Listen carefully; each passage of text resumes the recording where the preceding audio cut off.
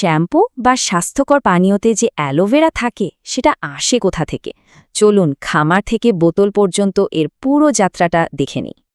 আসলে aloe vera gel ব্যবহার হয় অনেক কিছুতে, যেমন স্বাস্থ্যকর জুস, শ্যাম্পু আর নানা রকম কসমেটিক্স।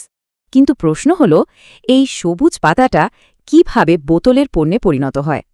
আচ্ছা, এর শুরুটা কিন্তু হয় সরাসরি খামার থেকে। শুরুতে বীজ বা চারা লাগানো হয়, আর গাছগুলোকে পোকামাকড়ের আক্রমণ থেকে বাঁচিয়ে রাখতে হয় খুব সাবধানে।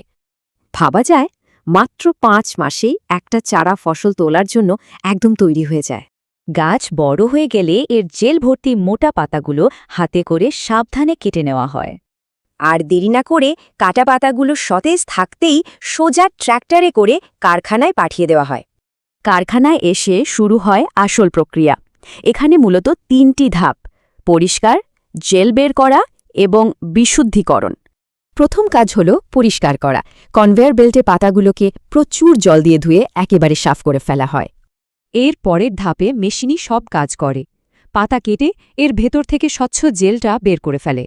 দেখুন, সবুজ খোসাটা বর্জ্য হিসেবে আলাদা হয়ে যাচ্ছে, আর শুধু বিশুদ্ধ জেলটাই থেকে যাচ্ছে। শেষ ধাপে জেলটা বিশুদ্ধ করা হয়, মানে সব রকম জীবাণু দূর করে এটাকে পুরোপুরি নিরাপদ বানানো হয়। ব্যাস, এই বিশুদ্ধ জেলটাই এখন জুস বা কসমেটিক্স বানানোর জন্য একদম প্রস্তুত। আর এই জেল দিয়েই তৈরি হয় অ্যালোভেরা জুস, শ্যাম্পু এবং আরও অনেক স্বাস্থ্যকর পণ্য। তাহলে পরের বার কোনো অ্যালোভেরা পণ্য ব্যবহার করার সময় এর পেছনের এই লম্বা সফরের কথাটা মনে থাকবে তো?